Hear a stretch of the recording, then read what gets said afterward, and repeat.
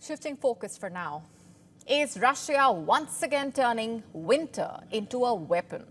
Is Russia's recent attack on Ukraine a calculated strategy to adversely impact the country's energy infrastructure?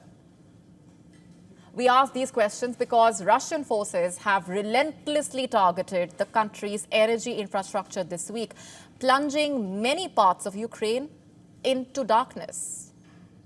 With temperatures expected to drop in Europe from next month onwards, the war has dragged on for 2 years with several twists and turns. The latest attacks are making Ukraine go dark. Russia's revenge Blitz is leaving Ukrainians without power. As per reports, Russia has systematically attacked Ukraine's energy infrastructure, aiming to bring the country to its knees by depriving its people of the basic necessities: electricity, heat, water. On Tuesday, another barrage of Russian drones and missile attacks were reported across Ukraine, reportedly killing at least 4 people. Ukrainian Air Defense said it downed 5 Russian missiles and 60 attack drones after Moscow reportedly launched a total of 91 projectiles, including 10 missiles and 81 Iranian-designed attack drones. According to Ukraine's President Volodymyr Zelensky, Russia used more than 90 aerial targets, including missiles and 81 drones against civilians and infrastructure. Now, this attack comes just a day after Ukraine was bombarded in one of the biggest air attacks of the war, with more than half of the country's regions targeted. As per reports, on Monday, Russia attacked Ukraine with more than 200 missiles and drones, killing 7 people and striking energy facilities nationwide.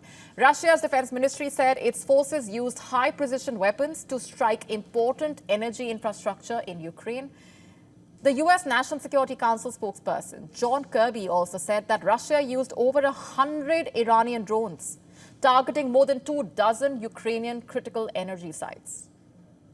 As per multiple reports, one of the main aims of the attacks on Ukraine by Russia is to deprive the country of electricity as winter approaches. Remember, last winter, the grid in Ukraine was pushed to the brink of collapse.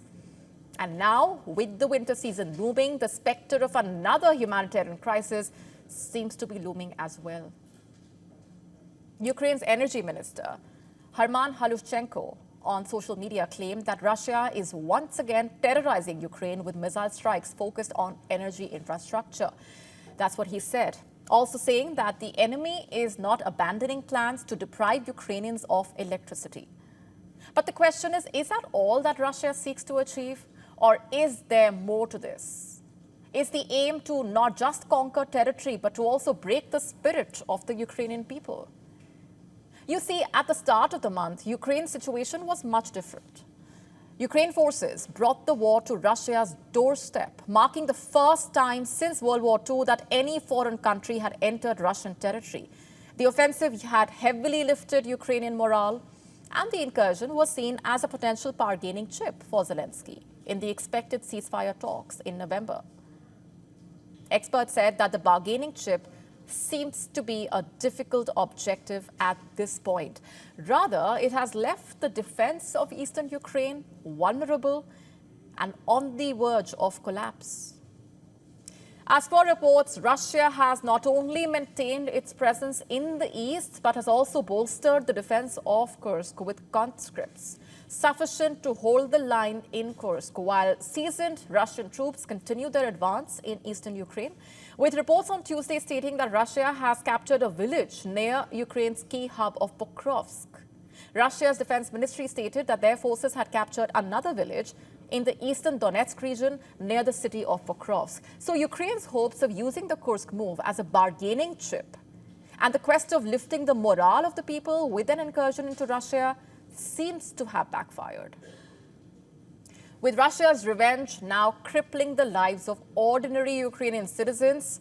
Remember, in March this year, Russian forces intensified their assault on Ukraine's power stations. At one point, they destroyed over 80% of the country's thermal electricity production. Ukraine, on its part, fought back, targeting Russia's energy infrastructure in retaliation, setting oil facilities ablaze with drone strikes. It reached a point where the two countries negotiated through intermediaries like Qatar to halt these strikes. But reports state that the talks were derailed by Ukraine's incursion into Russian territory in early August. As Russia's missiles rained down, the impact is being felt far beyond the battlefield. As per reports in Kiev, power has been cut in several districts, leaving parts of the capital in darkness. Water supply has been interrupted in Lviv and across the country. The state railway company has reported power outages that are delaying commuter trains. In 6 regions, more than 13,000 subscribers are cut off from the grid, their homes and businesses plunged into darkness. And the situation is also dire in parts like Vinnytsia, Donetsk, Zhytomyr, where enemy shelling has left thousands without power. In Zaporizhzhia, technological disturbances have compounded the crisis, and in Odessa, a storm front has added to the outages. In total, over 25,000 consumers in 45 settlements across the Kherson region are without electricity. Russia's defense ministry has made no secret of its intentions, by the way. On social media, they said that their forces had launched a massive strike using long-range precision weapons targeting critical energy infrastructure across Ukraine. The list of regions affected includes Kiev, Vinnytsia, Zhytomyr, Khmelnytsky, and others, including Mykolaiv and Odessa. Gas compressor stations, electrical substations, storage sites for aviation weapons have all been affected. Ukraine's state energy operator, meanwhile, has reported that repair crews are working round the clock to restore power. But for how long can these repair efforts actually hold the line against relentless assaults by Russia? It's anybody's guess. And what happens when they can no longer keep up? Regardless, it is clear that Russia's aim is to leave Ukraine powerless, both literally and figuratively, as winter sets in. In response to the attacks, Ukraine has been forced to implement emergency measures to limit energy consumption. The state electricity distributor has rolled out scheduled blackouts across the country, urging citizens to conserve electricity wherever possible. The energy deficit remains, and the threat of further attacks looms large. The Ukrainian energy system is on life support, and every new strike from Russia is a step closer to catastrophe. How can Ukraine's economy survive when the very infrastructure that powers it is being systematically dismantled? To stay up to speed with the latest news, download the WION app and subscribe to our YouTube channel.